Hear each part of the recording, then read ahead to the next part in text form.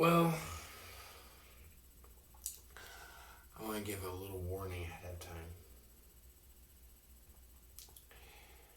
There's some trigger and or content warning, however you want to phrase it. In that, in this video, I will be talking about the unaliving of certain characters that shaped my childhood.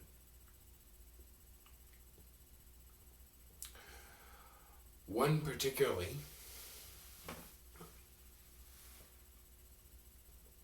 let's go with 3 of these.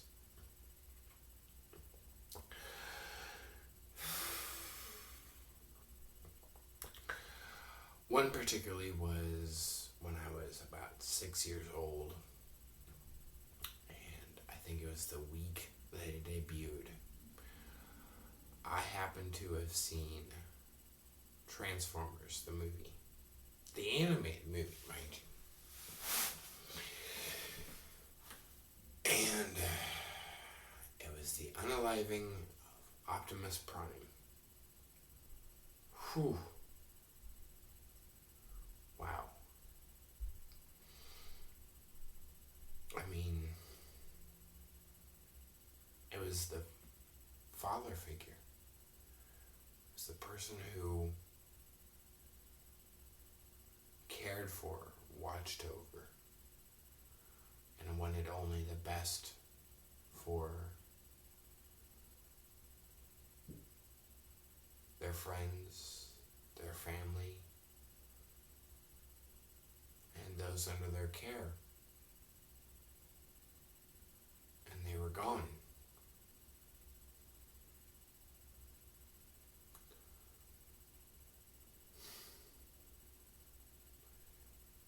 And I didn't fully understand it.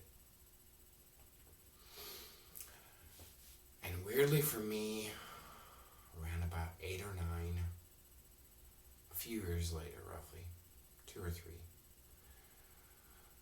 I lost my maternal grandmother, my mother's mother, due to carcinogens, effectively. It was nicotine. It was tobacco products. It was cigarettes, basically. Directly, it was emphysema. My maternal grandmother, my mom's mom, she had my mother's mother, to be, well, my mother's mom, to be exact. I called her Big Mom. That's for another video, though. But she had a third of a lung on one side, if I recall properly, and a half of one on the other when she passed. And my parents continuously used to tell me over and over, go sit on your grandparents' lap, on your grandma's lap, and tell her how much that you want her to stop. You know, ask her to stop smoking. Beg her, hope for her. Tell her, please, Grandma, please stop smoking.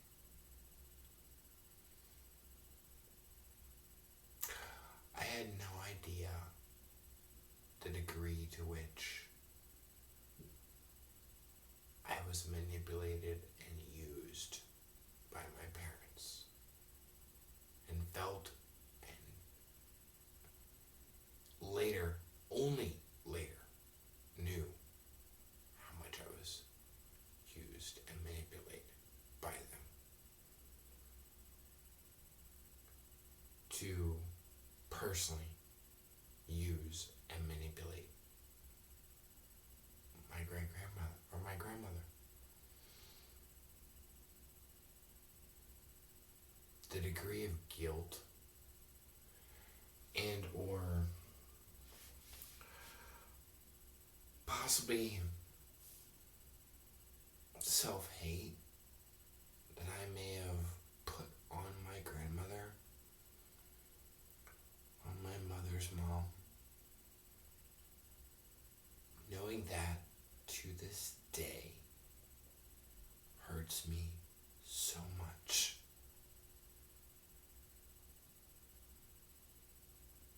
And I hate myself for it. And it haunts me daily.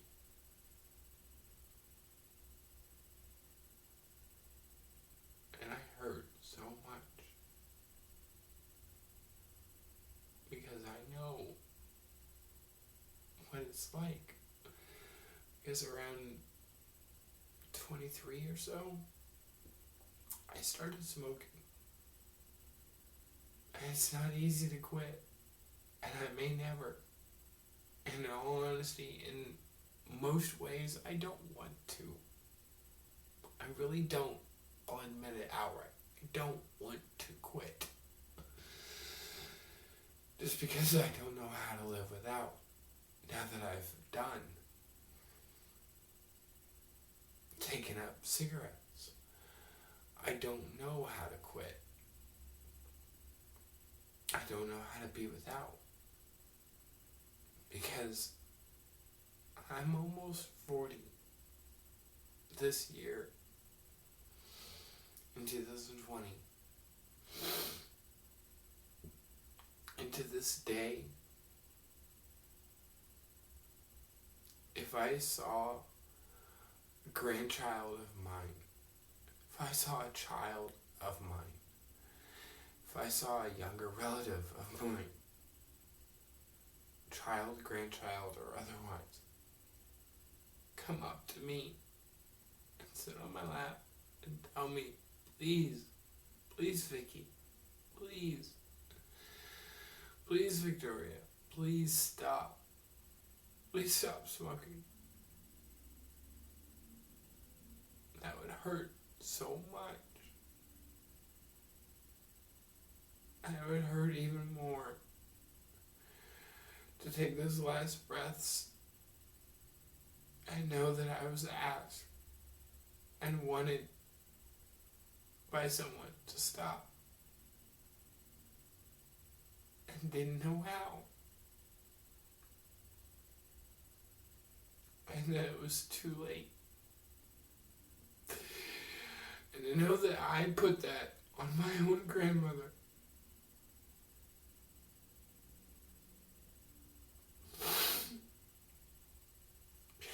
Thinking back, I know it's stupid.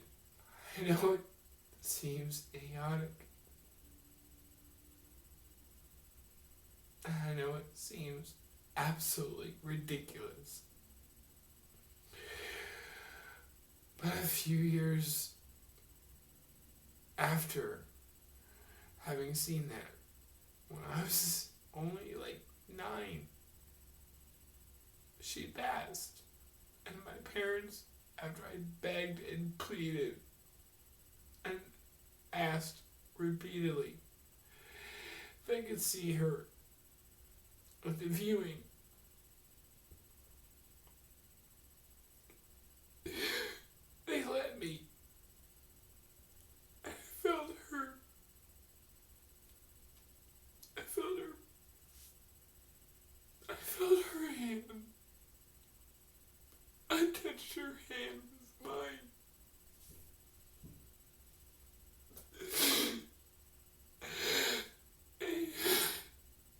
It was so cold. She wasn't there anymore. And it wasn't like I could feel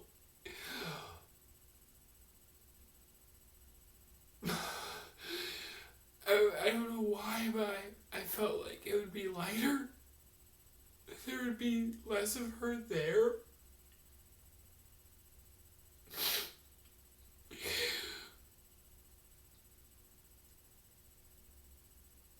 I guess in some ways I almost expected her to just go dark. Like I saw it when I was a kid, and God, it sounds so stupid.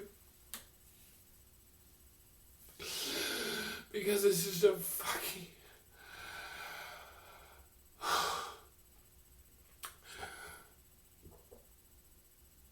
It's just a fictional character. It sounds so idiotic to say. But for some reason, as a kid, my thought was, I expected her to go dark and just be visibly gone, and like something tell me that it's not her anymore. But it was still her. But in so many ways it wasn't.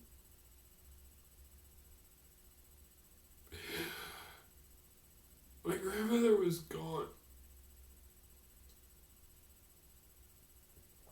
But her body was there.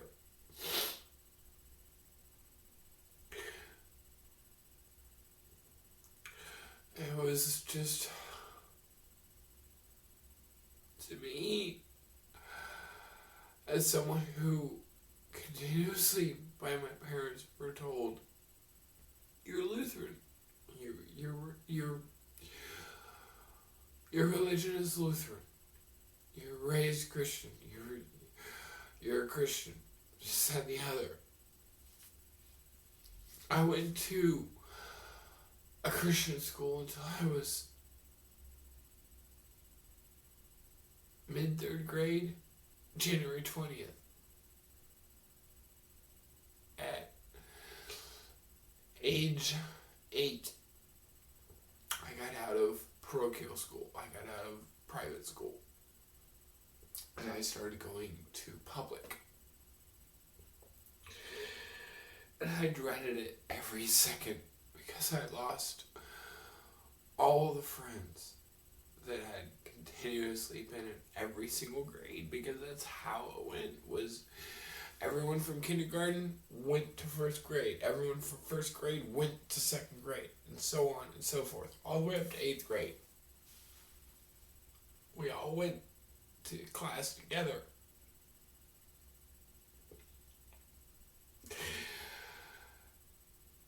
And in that very moment, I knew somehow that there was literally absolutely no way that I could believe anything whatsoever involving there being anything about some gassy spirit, thought, thing, what have you, some higher power. Because all I saw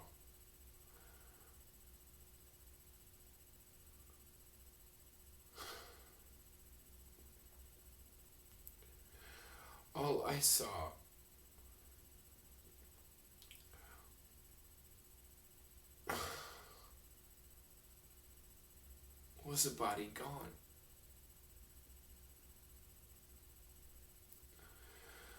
All I saw was someone permanently sleeping.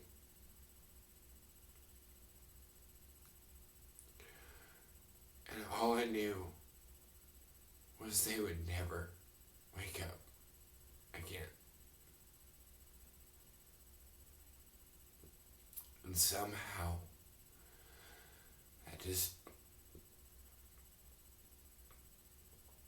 that wasn't what I expected.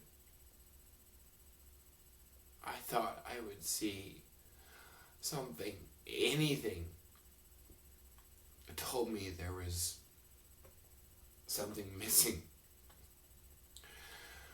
Aside from a person being awake.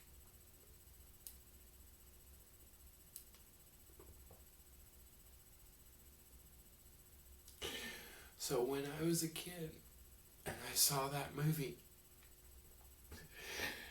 God, it sounds so stupid to reason it in my head, but as much as it hurt when I was 6 to see that, it hurt even more when I was 9, when I was 10, as I got older, to see that scene. Because all I could ever think was what was left of the person I called my grandmother.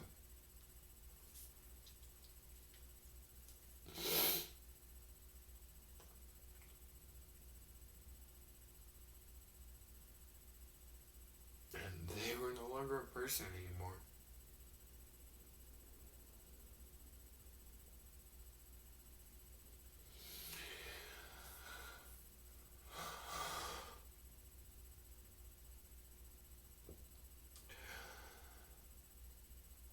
And then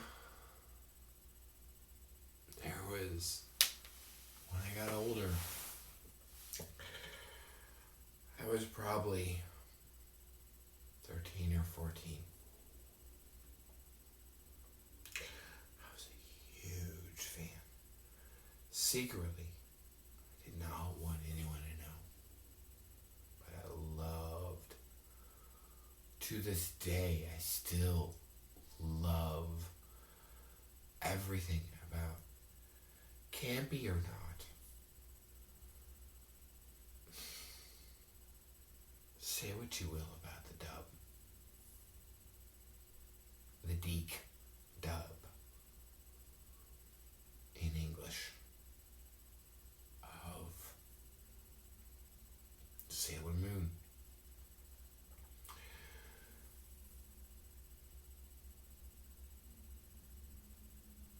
And yeah,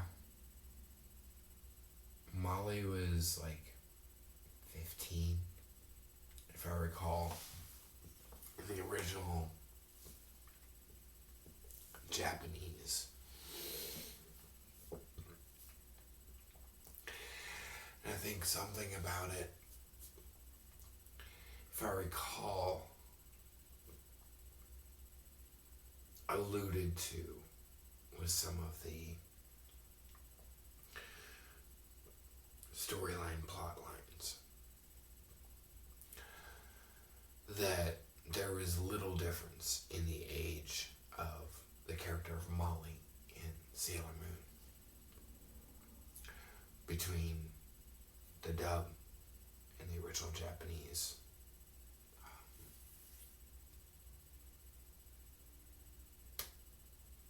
Voice acting. You know, the English dub and the Japanese voice acting, it was very little difference. So that more or less she was still around. The character of Molly in Sailor Moon was still around in both versions, dub and original Japanese of 15 or 16. And the up till then antagonist, at the very least, arguably it could be considered that they were more than just an antagonist. They were a more well-rounded character than simply the baddie of the week. And in my view, I feel that they were more than just the baddie of the week. Oh, there's a monster. Let's fight it. Okay, episode's done. Let's go on to the next one. See you next week.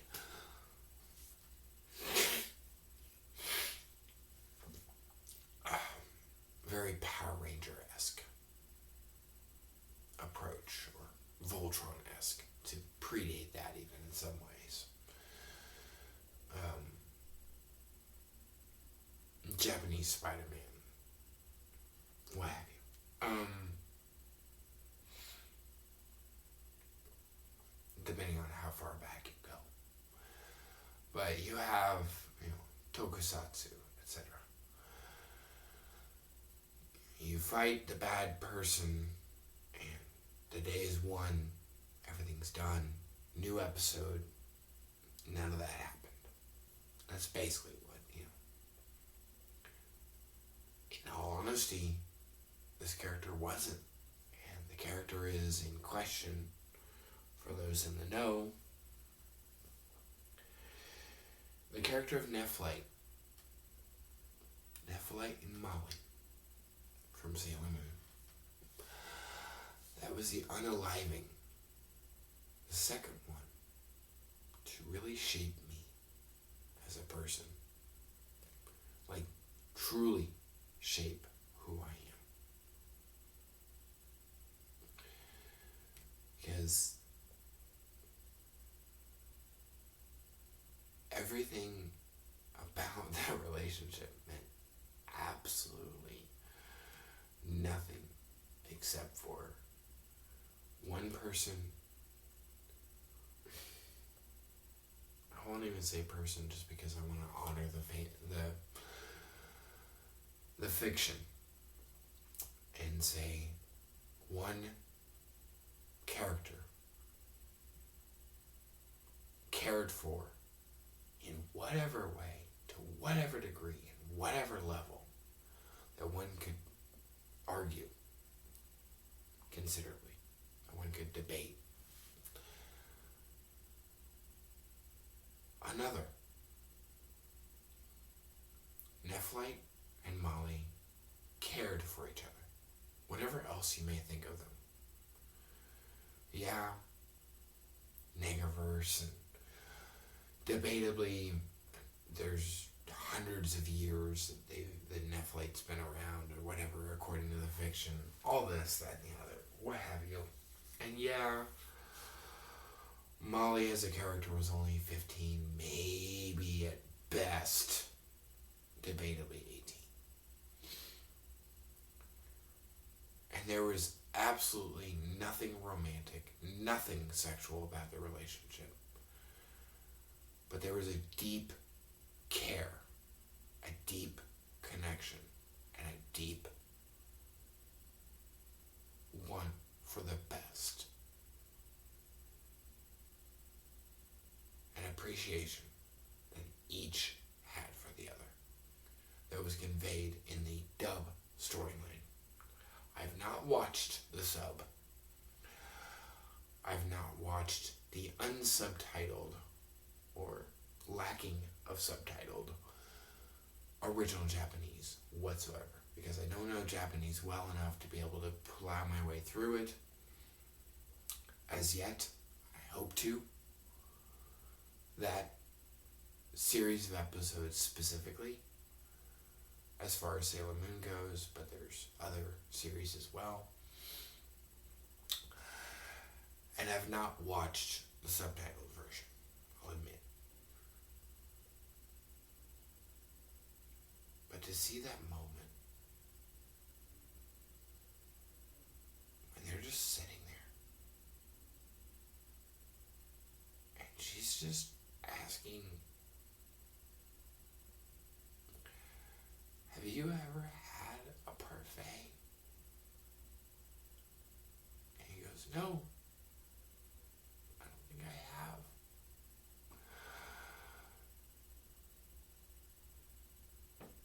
After having told her specifically that he has and he likes them, and she says, no, you're lying to me.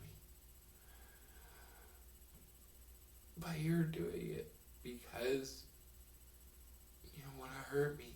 And that's something that doesn't bother me.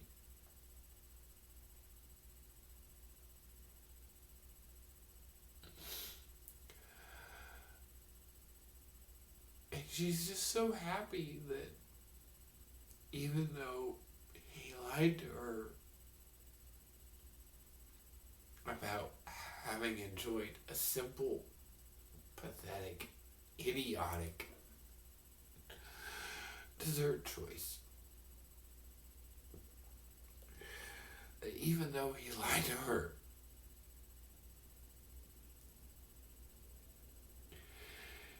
he did so wanting to not hurt her.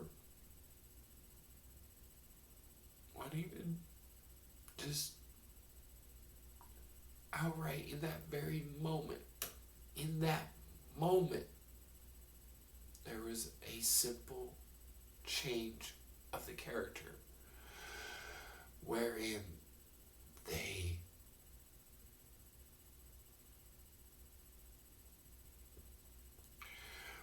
wanted the best for another.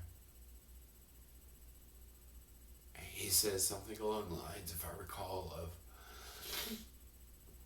yes, I have.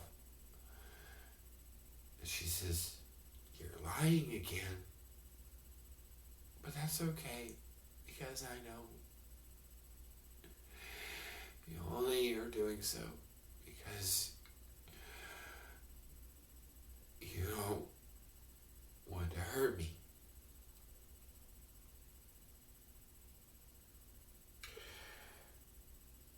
And she goes and asks him, I'd like to have a parfait with you. She just wants to enjoy a simple moment, platonic, arguably platonic, with someone she cares about.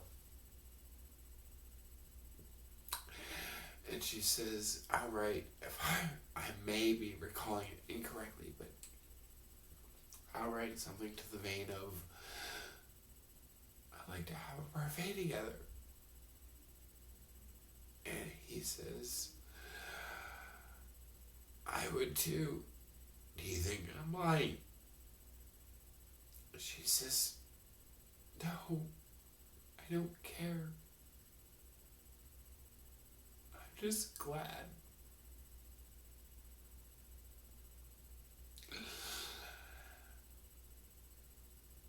And happy. And then in that very second, that character, Netflix, he is attacked. And yeah, I know, it's stupid, because it's plotline.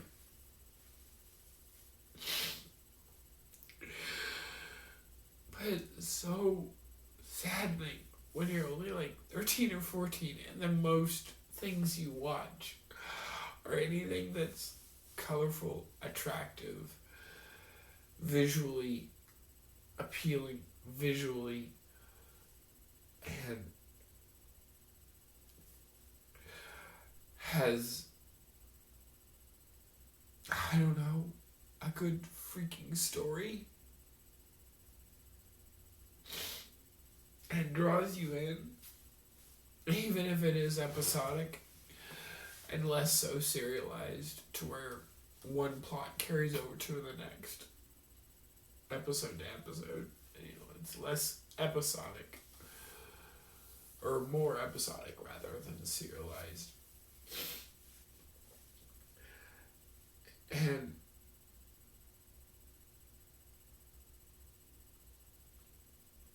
in that moment, right after she hugs him and has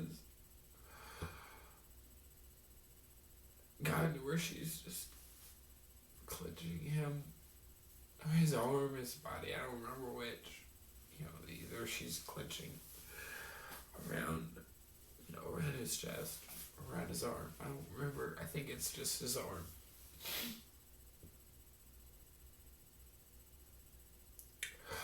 All I thought of as she watches him get attacked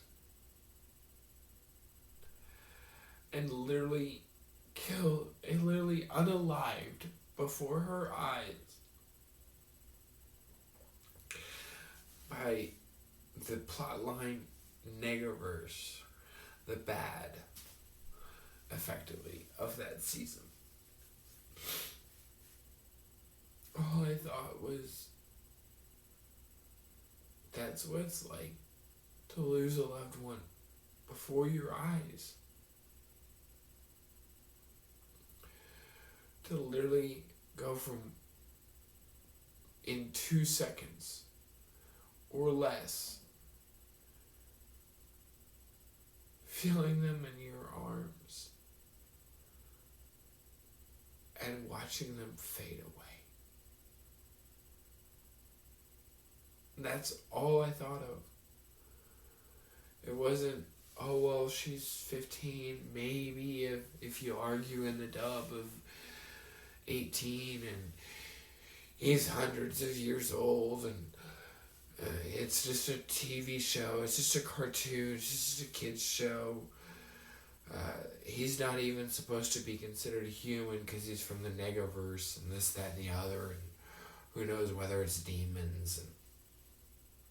And all I could see at age 13, 14, whatever it was, if I recall, was this is a show that I watched and enjoyed. And this is a moment wherein two characters that one I thought was a throwaway, Molly, because, she's the best friend. She fades. The best friend's usually in the background in most shows. Second at best, sometimes even less so. Because the main character is all there is. Then you have Buffy, who, that's whatever. Buffy and a few others where there's, all you have is best friends, as the other cast members, the other characters. Even some of the former antagonists, quote unquote, are best friends. In the case of Spike and Angel, etc. As with Buffy, the Vampire Slayer. And shows like that.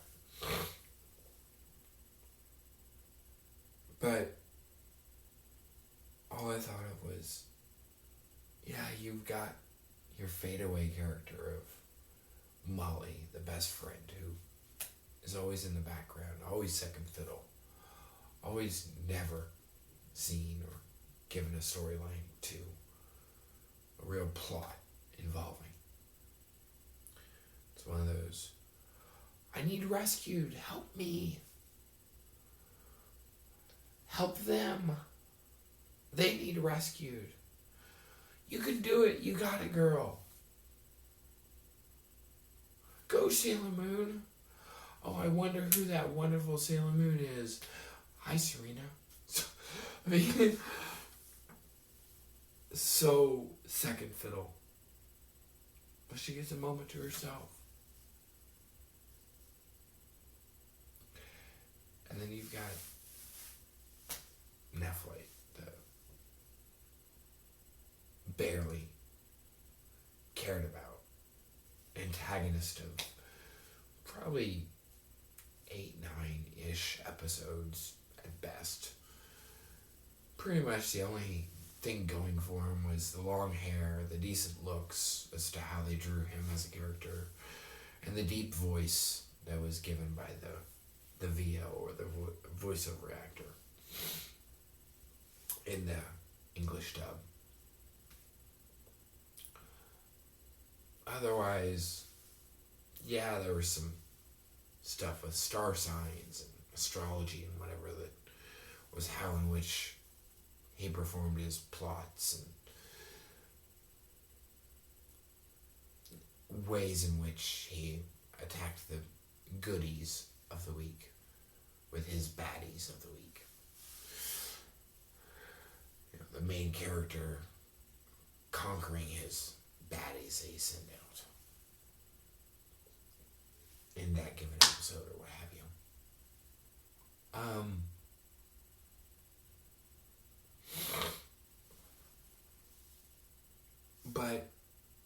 despite all that, all I saw was this is someone losing a loved one. And how quickly that can happen.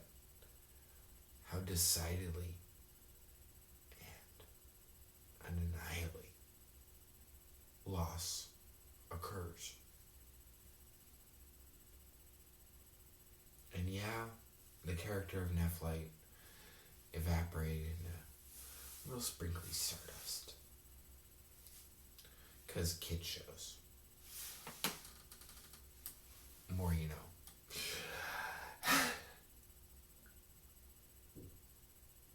But as glossed over as that was, being an American kids show, an American dub specifically of a foreign property of Sailor Moon, of a Japanese animation, an anime.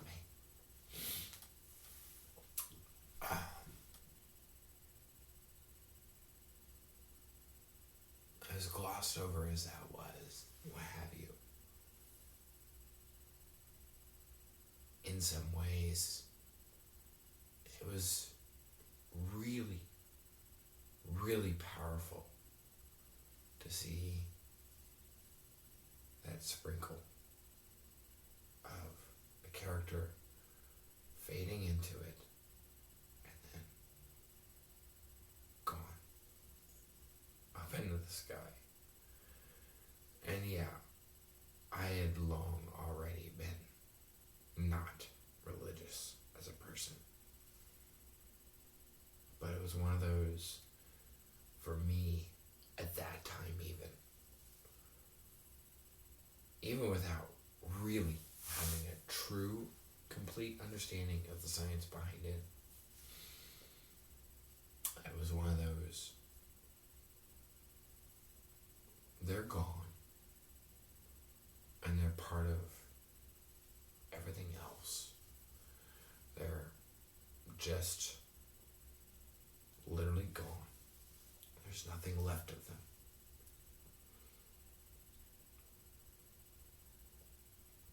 They're just inanimate matter now. And that person, in this case Molly, is then heard as he sprinkles away, and then zoomed in on from a distance, if I recall correctly, bawling her eyes out, knowing she's the only of the two of them left there, and it will always be that she's the only of the two of them left there. I think what made it even more so powerful to me was for the next few episodes, at least in the dub. I don't know if it was true in the original Japanese, but at least in the dub, for the next few episodes that we got here in America, in the US specifically. Other English-speaking territories, what have you, I don't know. But here in the US, specifically in Missouri, where I live, and where I was living then,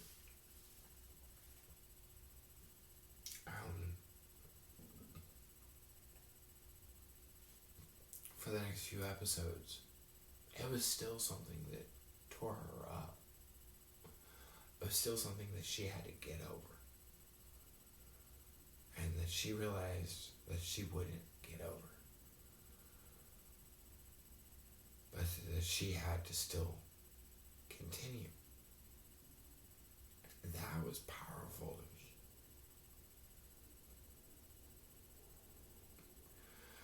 The fact of loss and the fact of being left to decide to continue or to not. That was powerful. You have the third moment.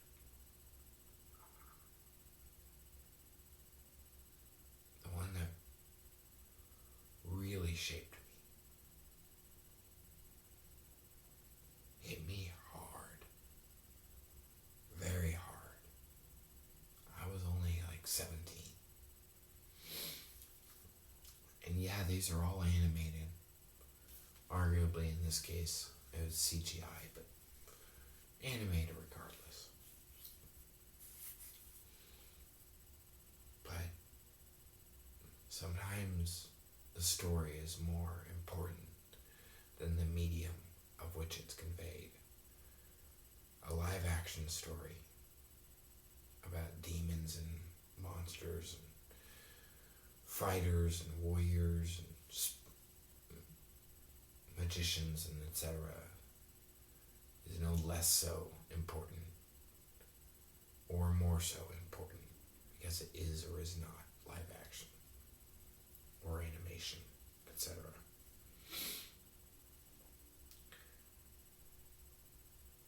It's all about the plot for me. It's all about the story. Is it a good story? Fine. Tell it how you want. Show it how you want. Make it be characters that are alive and live actors, what have you. Campy, what have you. I don't care. Humorous, don't care. Hand-drawn, don't care. Puppets, don't care. Computer-generated, don't care. Is it a good story? Now I care. I don't even care if it's scribbles. Did the story matter? And in these cases that I'm outlining in this video, the story mattered. I think, if I recall, I know the series was called Beast Wars Transformers. I think, if I recall, the character's story in question, the episode in question, is Code of Hero. And for those who know, you're aware of what I mean. The unalive of Dinobot in Beast Wars Transformers.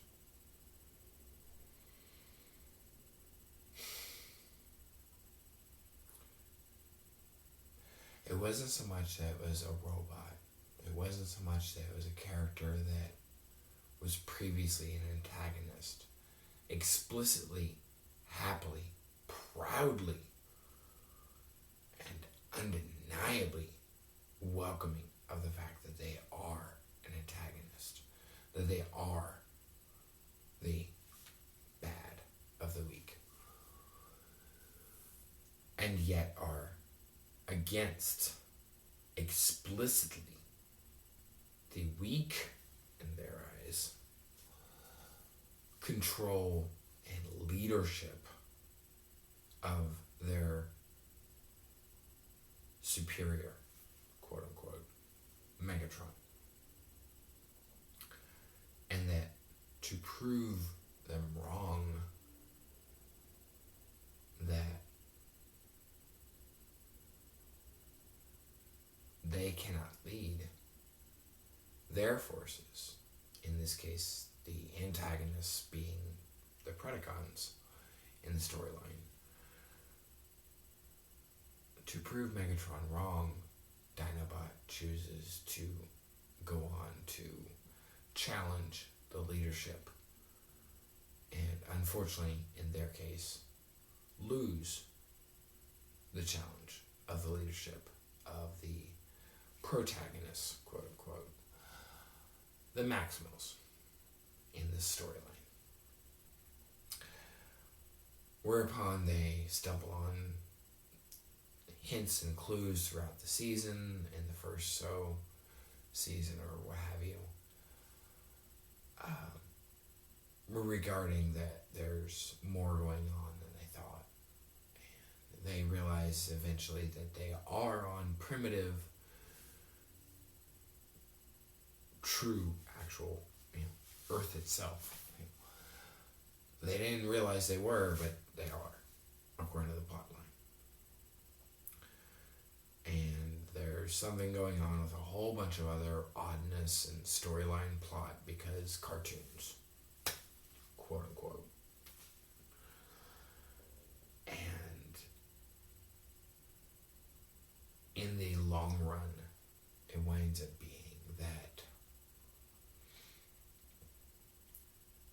they grow fond of the planet, of the primitive humans,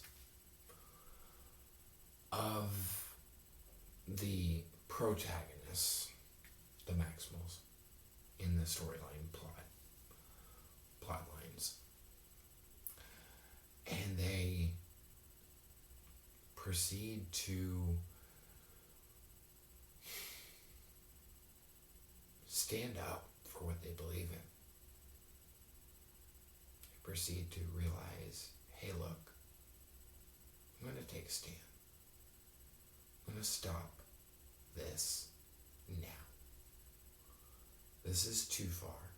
This far and no farther. And this is done. And this, in such a case,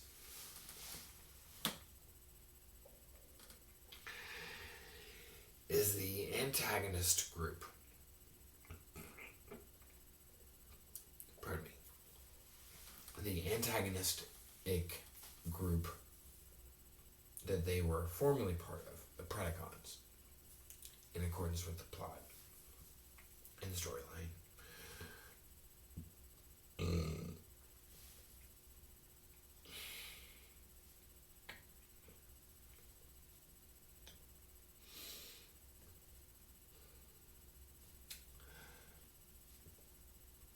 Dinobot chooses to stop Megatron in his grandiose pursuit of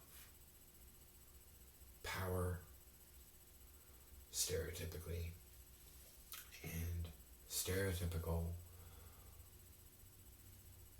tyrannical rule. And later on, after said episode in question of Code of Hero, it's found that they also want to basically reshape reality and or time, space, etc. in their image. Debatably typical antagonistic goals. And Dinobot decides, I'm done. I either stop this or I get stopped. But I have to take a stand. It's here, it's now. And whatever I do, I have to do something. And sure enough, he does. His former compatriots, the Predacons, in accordance with the plot of the episode Code of Hero, proceed to wage an attack on, for the most part, not entirely, but for the most part, harmless, primitive humans. Stones, sticks, a few other things that they've learned over time. Primitive tools. Clubs, axes, harpoons, things like that. Spears. Other than that, they're effectively defenseless against techno-organic, robotic organisms that are antagonistic in the form of the Predacons.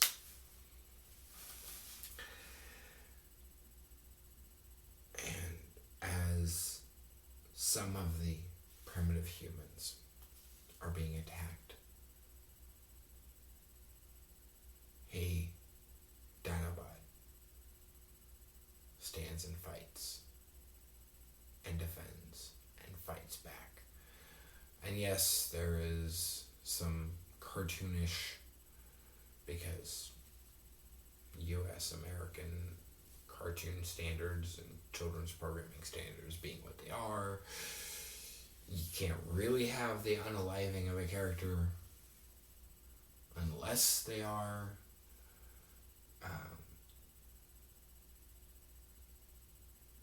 not selling well in toys and or merchandise, or they are, and or rather, they are non-human, and or non-humanized. In other words, if they're a robot, fine. If they've never spoke and they're a little furry animal, fine. Especially if they get to be brought back at a later point, perfectly fine. If they're anything that is not human or animal, or a non-human animal rather, and they haven't ever spoke, perfectly fine by U.S. American standards of children's focused television.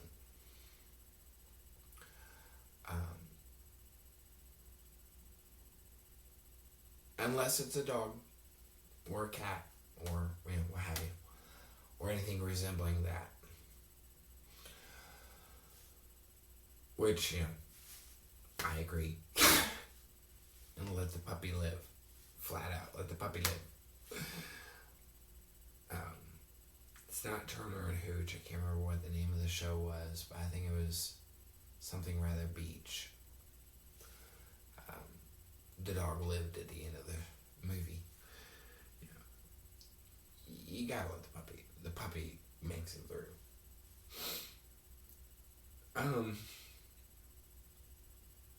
But then also you have, as in the case when I got older, and even around then I'd already understood, around the time I was watching Code of Hero, I'd already understood that what happened with Optimus Prime and the others during the original Transformers movie, animated one, and when I was 6 or 7 or so, was purely because the toys weren't selling. Let's get rid of these characters. Let's make it integral to the story, but move it on forward and make it fairly short and sweet, and wrap it all up in a movie, as opposed to drawing it out during a season, or making it a simple 30-minute episode or less. 30-minute or less episode. Let's get the most money for our opportunity here, but at the same time, let's make it fairly quick. Thus, a movie with characters that the toys weren't going to be on the shelves next year, if they weren't already removed, as in the case of Optimus Prime and so on. Fine, what have you. But with Dinobot standing there, defending primitive humans, all I could sit there and think of was,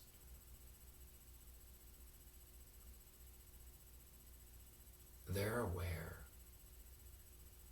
and happy and proud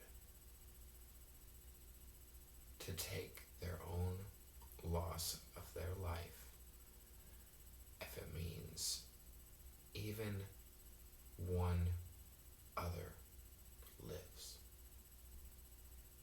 that wouldn't had they not.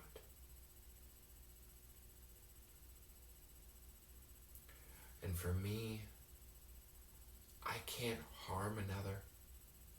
I can't, it's not in me. I can't physically bring physical harm to another person, to another non-human being whatsoever. I just can't. And especially not of any degree of unaliving.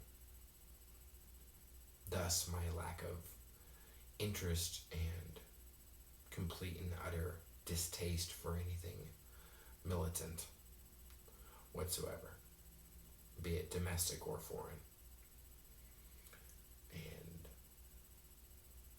practical total pacifism, if not exact total pacifism.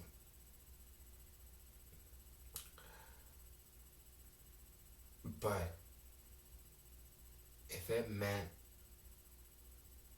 me having to be gone so that another would not, at least if not anything whatsoever, if it meant me having to be gone so that another could have even 5 minutes more, even 1 second more, I would gladly do it in a nanosecond.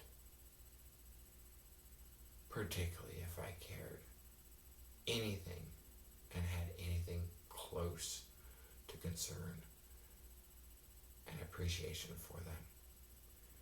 Even if it was not mutual, even if it was not reciprocated, even and undeniably if they did not feel the same. So long as I had personal care for them, it would be undeniable. It would be unquestioned. And even if not, there's only a 1% chance that I wouldn't do it. If that much. I would still probably do all I could. I may struggle and try to think of ways to not have myself at harm, but if I had to, if, for instance, I was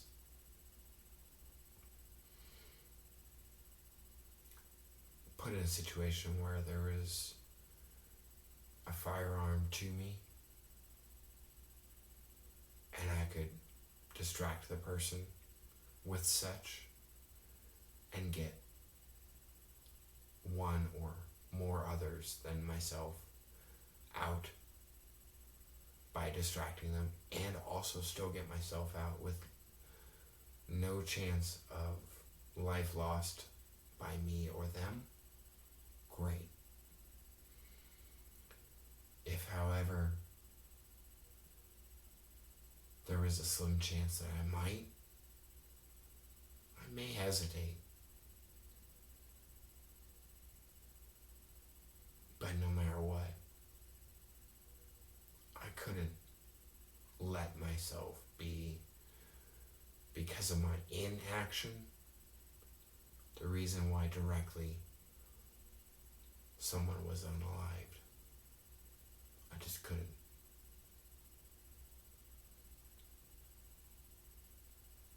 I don't understand anything about the idea of true violence. Thoughts of it, what have you. Entertainment of it, what have you. Fine, talk about it. Oh, so-and-so movie, blah, blah, blah. That was so cool that those things exploded and this and that. Did you see that scene? Fine, what have you. Enjoy that if you want, whatever. Have a Baygasm, I don't care. To pull from Transformers. Have a Michael Baygasm. But fact remains, if I actually had to be there and witness and see a loss of life that my inaction, or even worse, my action caused, lock me up. Because I don't think I could deal with myself.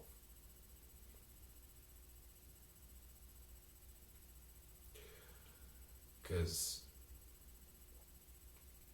that's something I could never think of.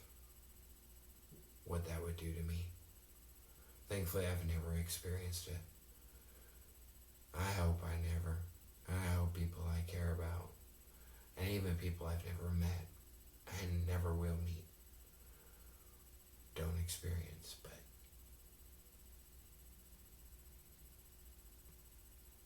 I don't know.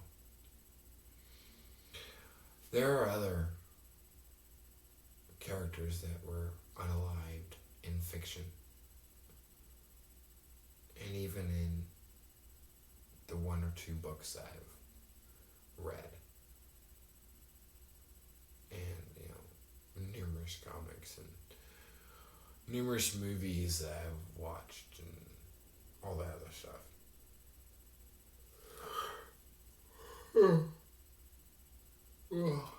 Pardon. But those are the three that really shaped me. What it meant to witness the occurrence of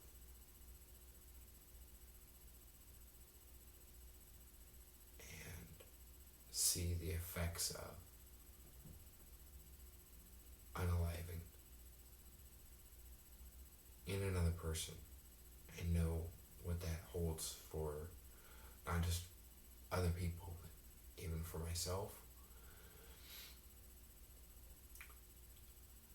What it meant to witness that in someone I cared about deeply, be it platonic, entirely, and wholeheartedly, no greater than, or even more so, arguably or truthfully, and what it would mean to be or see someone be unalived for taking a stand on a matter